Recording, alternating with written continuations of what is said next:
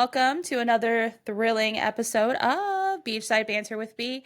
I'm B Davis. I'm your host, and I'm hanging out with Flo today. I'm super excited to talk all about all his whole life. Seems like it's just been an incredible adventure. So, Flo, go ahead, take it away. Introduce yourself and give us a little bit of a history. Yeah, well, hi, I'm Flo. That's it.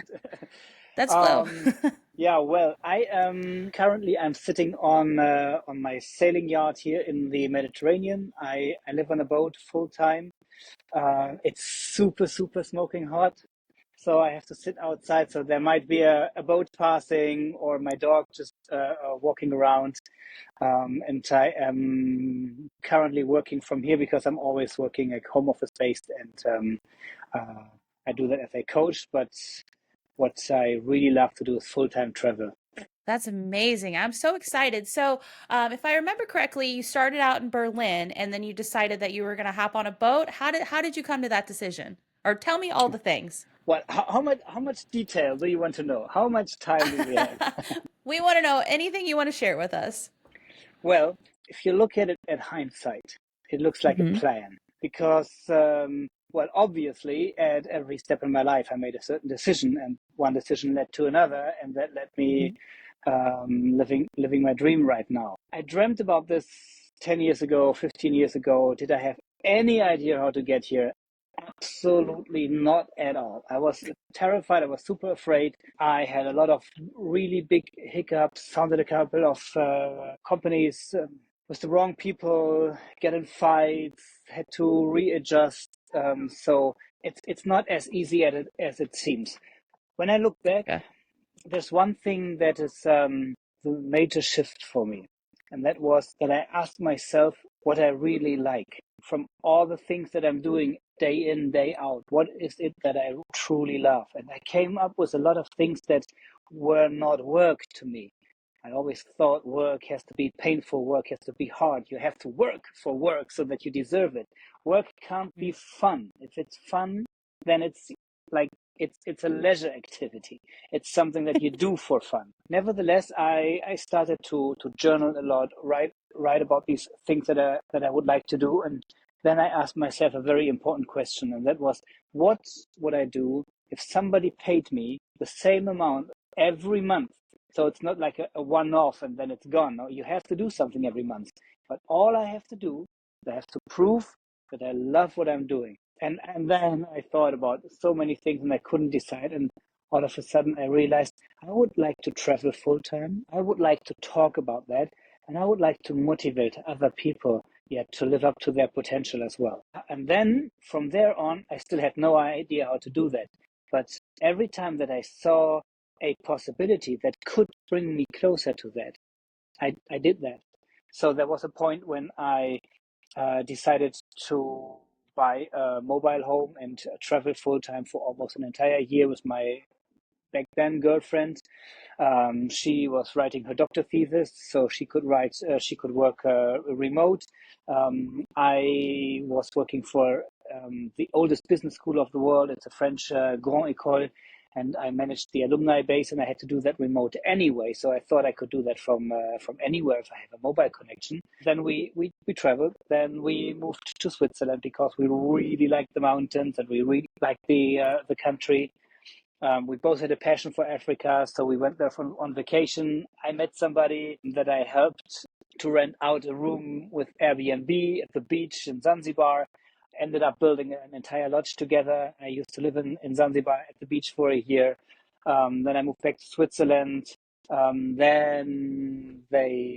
lost everything in Zanzibar due to basically just crime. It's the way it happens over and over and over Gotcha. again in Zanzibar. Hmm. I moved my African business to Kilimanjaro, and I organized safaris and Kilimanjaro climbs. I organized most of that from my boat. In 2018, I bought a boat. 2019, I moved on the boat on and off, and now for about 1.5 years, I'm like full time living on a boat. I don't have a home. Well, that's not true. I can sail my Boat is home. home wherever, yes, wherever I Right. want to. And I feel as liberated as I have never been before. That is absolutely amazing. You are literally living the dream life. You've been to some of the most amazing places that I like places that I have been wanting to check off my bucket list since I was like probably 3 years old. So, Yeah. tell me about Zanzibar. I hear that the beaches there are absolutely incredible and that it mirrors or is almost as pretty as the French Polynesia. Is that true? I have not been to French Polynesia, but the Okay. the videos that I saw are quite similar. First of all, what does it mean to live the dream? I mean, Right. everybody else can have a different dream. I can tell you that one of the most frustrating things can be to turn your dream into reality because all of a sudden it's not a dream anymore. And very Yeah. often we have a dream and that keeps us working and it keeps us focusing on, well, working, performing, making money, showing up in the morning because there's something that motivates us, because we want to get there. When you turn that into reality, all of a sudden it's nothing that you want to achieve. It's just normal and it's there every day.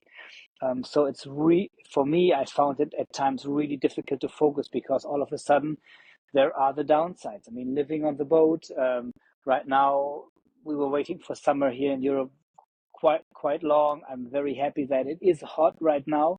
At times it is just way too hot and you can't really cool down the boat. I bet. Then you have the other boats passing. I mean, your world is shaking day in, day out. Then if you have one storm coming through after another, you have to find shelter. So you're always a little bit on the run. You're often lacking security. It's the same in Africa. You're lacking the security of a well run system.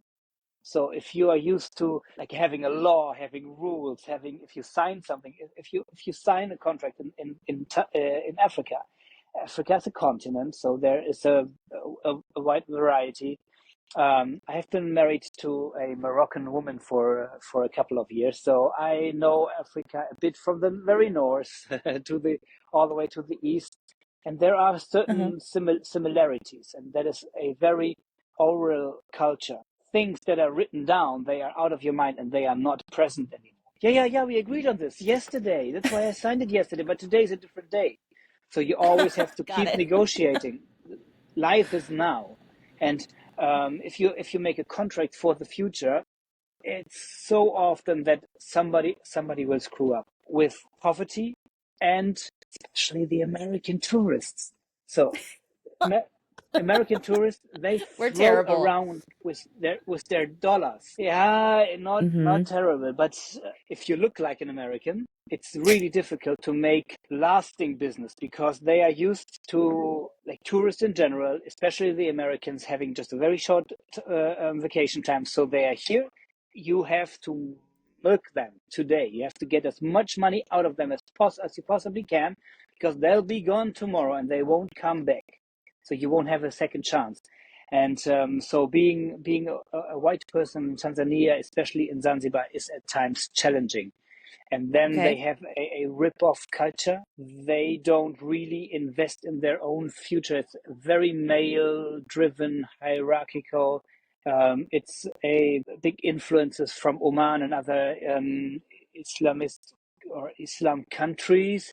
Used to be part of the Kingdom of Oman, and it became part of their culture. But they have this mix of this continental African culture and then this the Islamic culture, and it is at times really difficult because there are a lot of rules, and then people don't really want to apply to the rules. So if you see that it's fine, but then you can still get in trouble for that. So to have a business and to run a business is really difficult.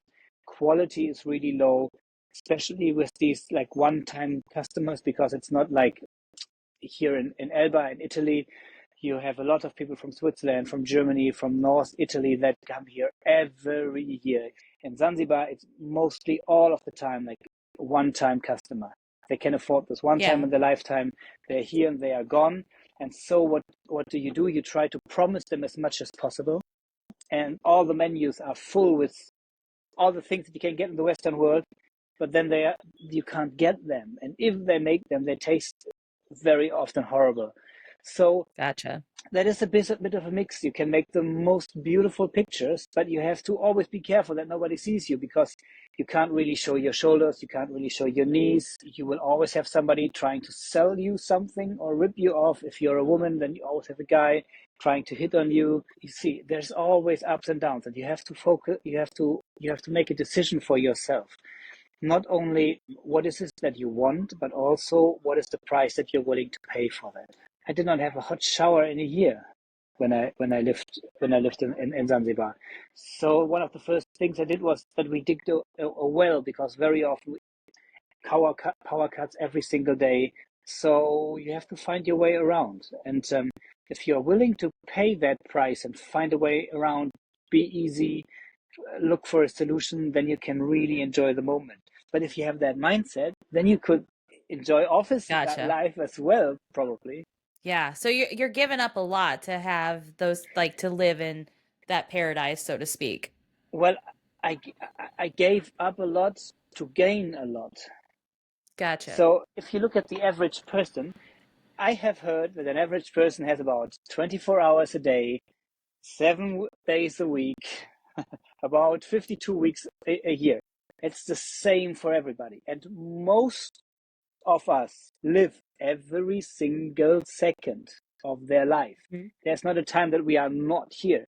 So we are always living our life, doing something, watching TV, be it reading a book, be it playing or watching sport, be it on vacation, be it working.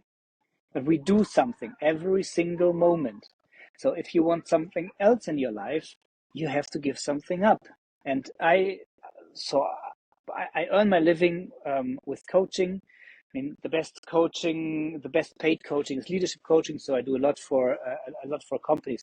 But what I'm really, really interested in is to help you find out who you really want to be, and to Yeah. be honest, who you already are deep inside.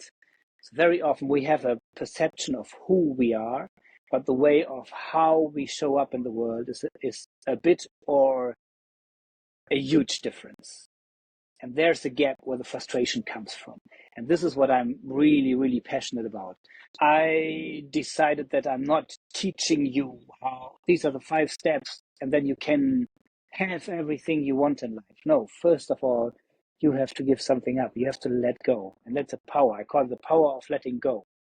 Because if you're not attached to something, then it's every moment that you hold on to a thing, to a job, to a house, to a friend, to a love in your life. It's a decision. If you're not dependent, if you have the power to let go, then every day you have to ask yourself, why do I still want to be with that partner? Why do I still want to go into that office? Why do I still want to pay for that house? And if you find an answer for that, then there's the meaning. If you develop that power to let go because you know that you're going to lose it anyway, at one point in your life, you're going to lose everything that you ever had. It's helpless to talk about how to keep things because we won't keep things or people in our life anyway. If I have to give it up anyway, then I better focus on the time that I do have and how to make the most out of that. And you do not make the most out of keeping on to something that doesn't add value to your life. Those And are words therefore, of yes, wisdom. yeah, well, it's words of suffering and of pain and of frustration because for so long I just thought, oh, if I just add this to my life, then I'm happy. And I got more and more and more and more frustrated. And at one point I thought, if I continue like this, then one day I'll be dead and nobody even noticed. And then I thought, okay, if I'm dying anyway, then I better do something I liked before. And that's when I slowly, slowly started shifting. And I still have my days where I'm frustrated and when I'm alone on my boat and the weather is nasty and the internet's not running and I'm running out of power because I'm solar powered. And if it's raining for 3 days, I mean, still these Oh no. frustrations. It's liberating to be able to step back and ask yourself, why am I doing this? And if you have an answer to that, then all of a sudden it doesn't matter because there is suffering Yeah. and there is pain and there is a price to pay in whatever you do. That totally makes sense. So what got you into the coaching aspect? Did you just, like, come to, well, I know you said that you wanted to make income, obviously. So is that kind of how No, you no, no, melted no. that, Yeah, or yeah. No, you tell it's me? the it's it wasn't money driven. I had no plan, and Mm. I did not know where I want to go to, so I could not make a plan how to get there. I got a job offer for an American based international headhunter. I started working there. Obviously quite good communication skills, people liked me, did really good placements, and that was back in the 2000s. And then Lehman Brothers went broke, and I was working in the placing people in the finance industry, and all of a sudden these people that I placed for so much money, they were out of job, and they called me and said, Flo, you were the only person that I talked to in my whole recruitment process who gave me the feeling I truly matter. And I realized That's awesome. I do that because I have no idea about that whole finance thing. I have no idea. I mean, I can't tell them to do their job. So I better ask them what they really want to do and what their wife thinks about that, or their partner, and where how they want to be and where they want to be in 10 years.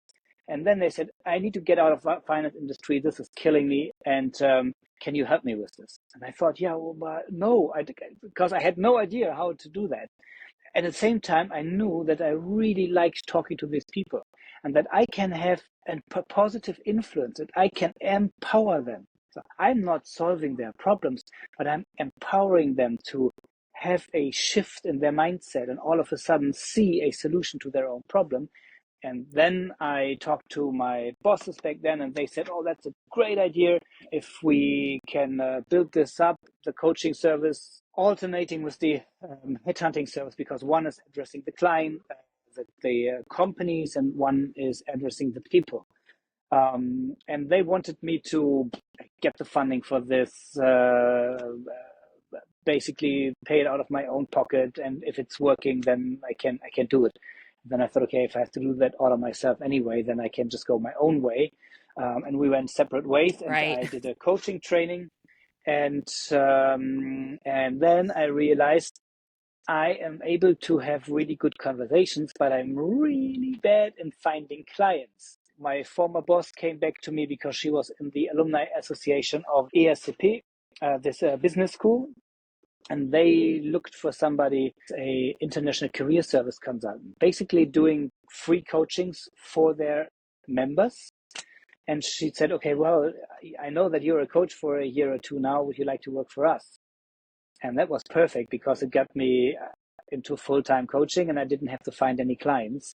And I had this huge name of the ESCP Europe behind my name, and that gave me the confidence. And then when I started to travel more and be in Tanzania, I knew that I would like to, well, yeah, find my own clients and be even more independent outside of that university business school setting. So how do you go about finding clients now and, building a community since you're kind of, living that nomadic life? Yeah, it's still my most difficult task. There's something that I would call different. It's not about finding clients, it's about creating clients. Coaching is quite difficult because it's not that somebody needs to have a glass of water, that somebody needs to have a dinner, that somebody needs to have a new toothbrush or anything like this, or that they need a mechanic for their car because it broke down. Um, and it's not that they need a psychologist because they just had a mental breakdown. It's that if you already have a license and you have a car and everything is running, but you somehow feel a little bit uncomfortable, if you now decide that you're taking a driving class again, like maybe you take a race driving class, but taking a driving class, it's something that you don't really need, but that could improve your safety or your performance in the future. And that's the thing about coaching. So nobody needs coaching, and at the same time, everybody needs coaching. You always start at the point wherever you are. You can always look at a thing or a thought or a belief or a value that you would like to improve or change. Make yourself a better version of yourself, just step by step, but continuously for the rest of your life. So I need a coach. I can talk about my thoughts and my feelings and share my values and my beliefs. And very often if somebody's able to listen well, then they are able to pull me out of my current situation and give me like a meta position, looking from the outside of my own life. And all of a sudden I see a pattern that I kept repeating, but it was unconscious, and I realize it's holding me back. So there's always a situation where you could need a coach. So what I do is that I try to serve like one person every day. So not for making the money, but for and if I'm really busy, for example, I do a lot of boat work myself, and I had some really structural repairs over the last weeks, and then all of course it's a little bit less. But normally, if I have my office days, then I'm trying to reach out to people that I already know. I mean, it doesn't matter whether it's they are my contact base, just texting them a WhatsApp or through LinkedIn, or it's most of the times people that I already somehow talked to in the past, and I'm just like connecting, like, hey, what's up? Gotcha. How you Yeah. how are you doing? What's going on in your life? And I taught myself to listen.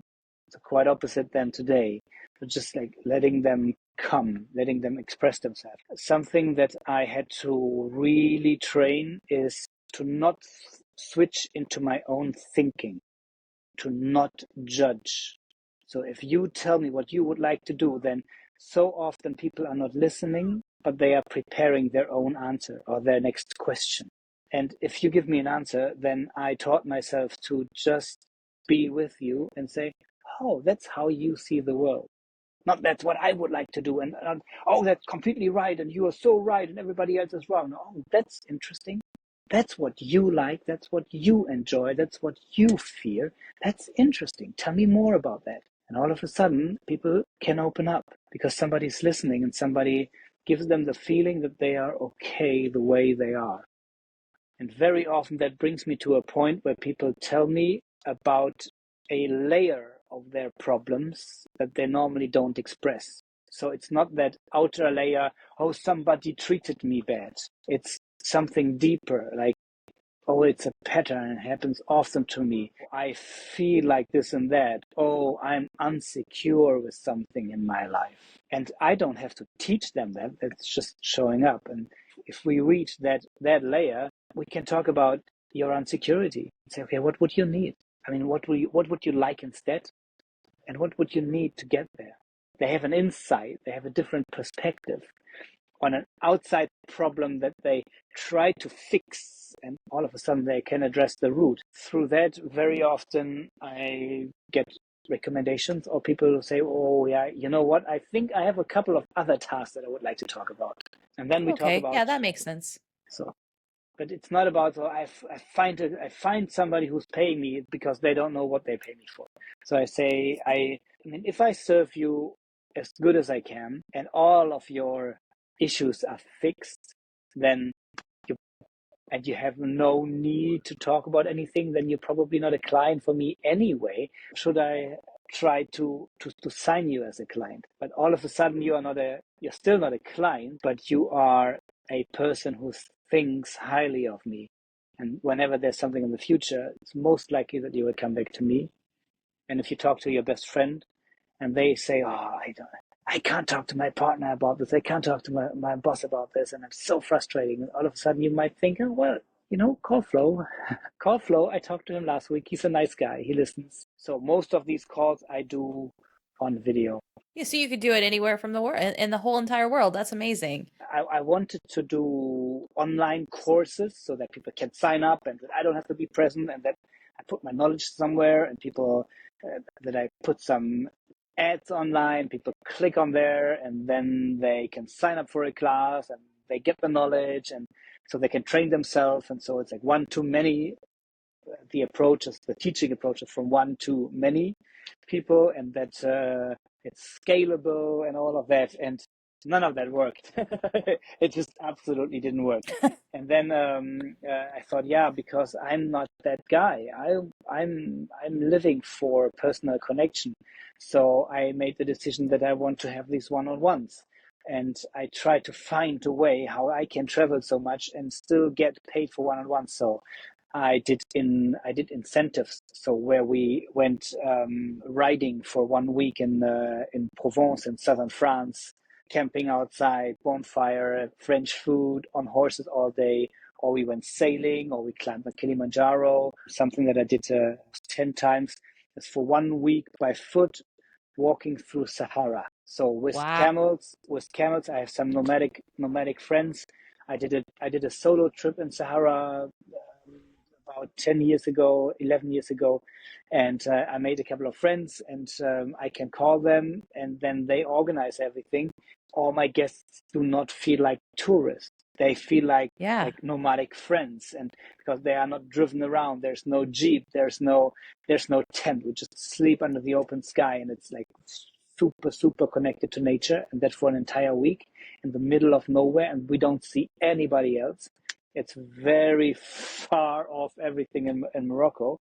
And this is how I wanted to get the personal connection. And then, well, there was something happening in 2020 that made that quite Yeah. difficult. And all of a sudden, I was completely out of business. I had no income from one moment to the other. I had to refund money that I already spent, so it put me into huge problems. And then I thought, well, the same techniques or the same experience that we have while creating these groups while walking through Sahara, let's do that online. Call it a mastermind. Have a group of like-minded people meet at the same time every week and discuss our problems there. And I just offered it for free because I needed a self help group. And this first mastermind that I started in, I think, February or March 2020 is still online, and we still meet every Tuesday morning at 7 a.m. And Awesome. then I started a couple of other masterminds focusing either on leadership or on entrepreneurs. And now I'm just starting one for coaches and one for people who would like to have a life like myself. And I'm doing that with my girlfriend together. She's also living on a boat, and she's running quite a huge YouTube channel on travel. And so we thought about putting our knowledge into a mastermind group, and we might call it like life in a nutshell, something like this. So it's about these people who would like to step out of their comfort zone and do that nomadic life for a year or two. And these are things that would not be possible without first losing everything in the pandemic, because it had this mind shift, or it offered the mind shift.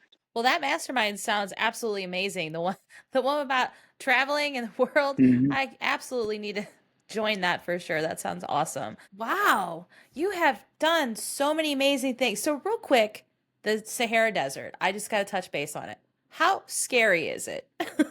It seems like it's super scary to be in the middle of nowhere camping. I mean, is there crazy animals that are trying to come and eat you? I'm just Yeah, well, curious. it is a place that I was really afraid of. And I was scared on my own, and I was scared in the dark, and thought somebody's going to come in the middle of the night. I was there, and nobody else was. Who shall you be afraid of if there's nobody else? Huh. I think the most dangerous place is a city. So I'll agree with that. Yeah. there are so many other people, and you don't know if you get bitten by a dog, hit by a car, because there's always something happening in the city, and especially when I'm coming from the boat, coming from the desert or coming from the boat moves very slowly, and if you're in the city, everything is going so fast. The cars are going so fast, and they are passing you about this much distance, and nobody seems to care. And it's like Right. imagine somebody shooting a bullet this far away from your head. You would call that person crazy or call the police. But if somebody drives past you with a truck, it's as deadly as a bullet if it hits you, and people think that's normal. If there are no other people around and almost no animals, so it took me 10 years to see the first snake. They are not really. I have never seen a scorpion there. In Zanzibar, I had scorpions in my living room every other week. Ooh, I had scorpions here in Elba, but in the desert, and then traveling with really? some friends who really know that area. The thing is finding water. So when I was on my own, I was really, really scared. But when I'm there with my friends, they can tell me exactly how long to walk in which direction to find a well. And they know another one in case it doesn't have water, but they know pretty sure which one does have water and which one not. And if you have the camels and they are carrying the water, then you know that you could carry. The camels don't have to drink for days and days, so you can take the water for yourself, and you know that you can cross. You can cross a couple of 100 miles before you run out of water. You just have to keep moving. So everything slows down. I have never felt more peaceful, more calm, more at ease with myself. And the same happens to my clients. So we start as a doctor, a lawyer, an accountant, and the first day and the second day it's people who have these jobs, and the third days these are friends that forgot how to check their emails, and all of a sudden it's about living life, loving people, having relationships, talking to people, making the best out of the time that we have. And time slows down. If everything that you do has to be powered by with your muscles, it's difficult to hurry. If there's no place to reach, it doesn't matter if we eat an hour later or an hour earlier. And there's no food on Yeah. the table anyway, because first you have to build the camp and find some firewood and make a fire and then start the cooking. So everything is slowing down. It's the same that can happen with boat life. If you have to be in sync with the nature, if you have to watch the weather, like is there a storm coming, from which direction you have to move, and you can't just go there quickly. You have to prepare everything, and then the whole house is like shaking and moving, and you're going with the force of the wind, and then it takes a while until you're there. It's difficult if you have meetings like this. We rescheduled our meeting one time, and I didn't have it in my mind, and all of a sudden my phone was ringing and was like, "You have a meeting now," and I was So sorry somewhere on about the that. yeah. Well, it doesn't. That was my fault because I didn't look it up before. Uh, Yeah.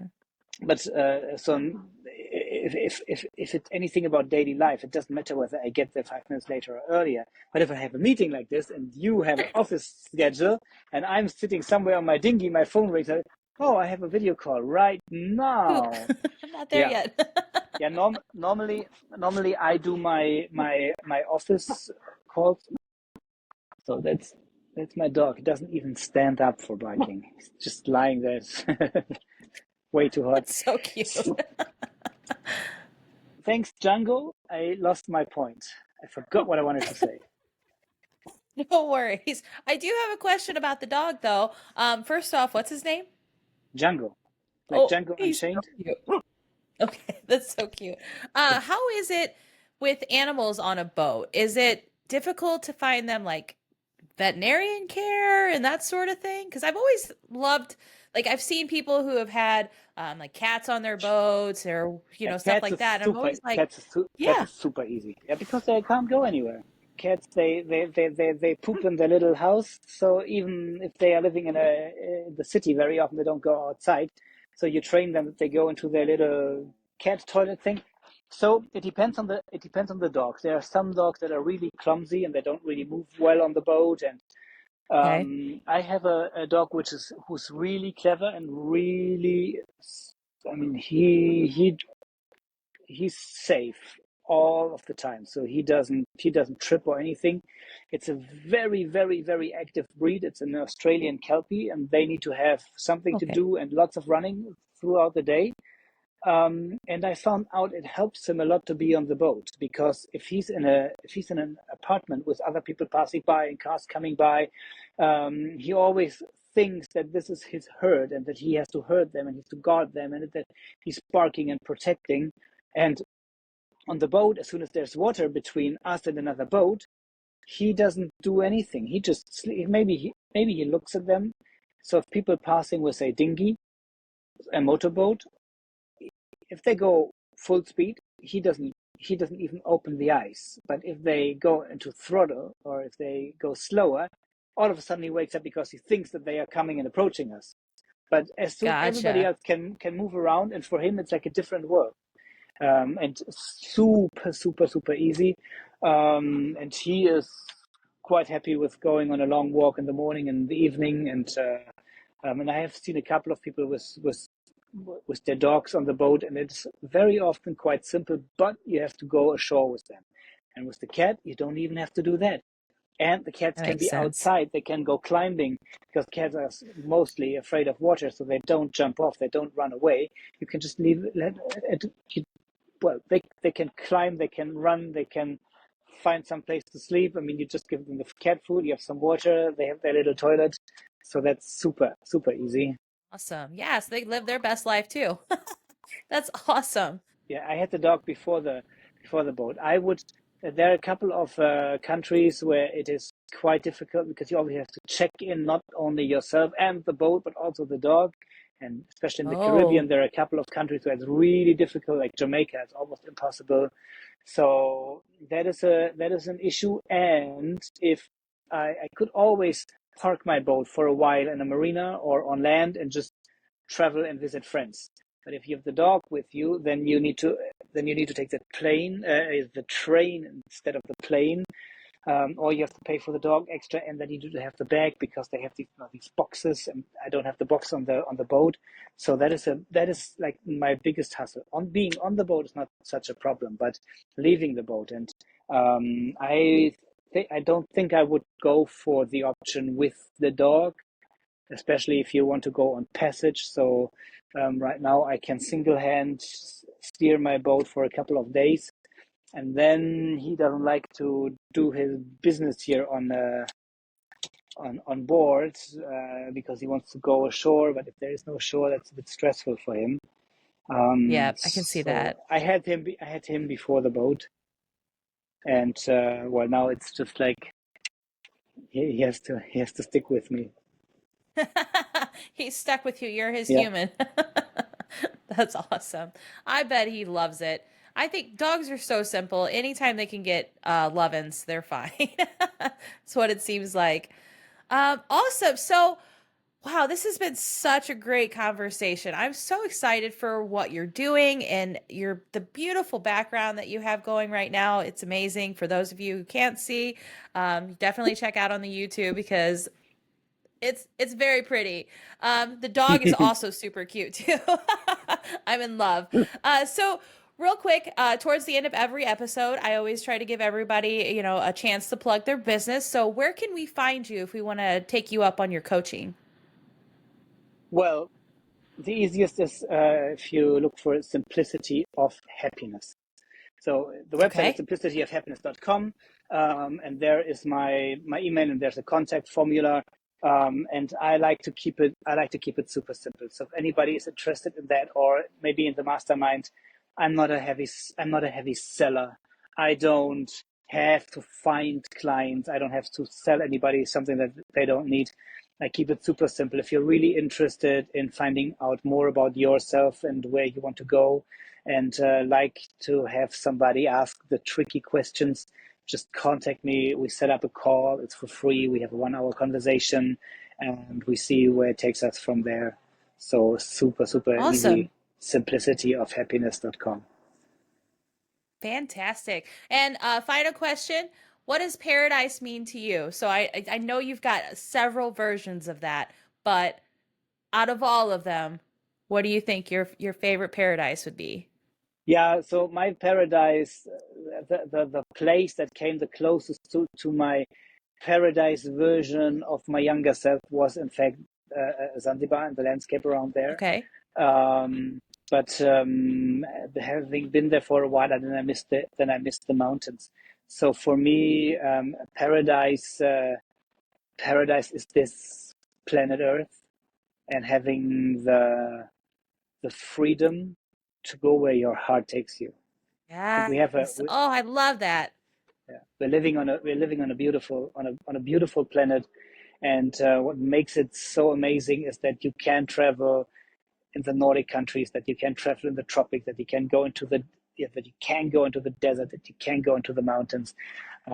What a world would that be if we wouldn't have to worry about wars and borders and customs. But especially being Amen. in Europe, when I grew up, we had like 27 different countries that are now all in the European Union, and they have different languages. And there are technically borders, but if you have a passport of one of them, you can just travel across and you pay with the same currency. And being with the boat, it's a German flag boat, but it's still the European Union, and nobody is checking on me, and I don't have to register anything. So this year is really, really freedom. I traveled in Mexico earlier this year, and there you have to sign Hey. in and sign out of every single bay where you are. You always have these Oof. heavy armed forces.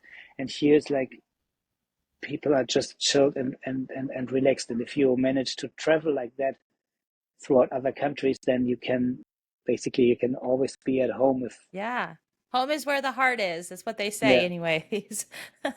Awesome, Flo. Thank you so much for joining You're me today. welcome. This was a great conversation. I loved picking your brain about other things. I can't wait to see what your next adventure is going to be because I'm sure it's going to be something absolutely amazing.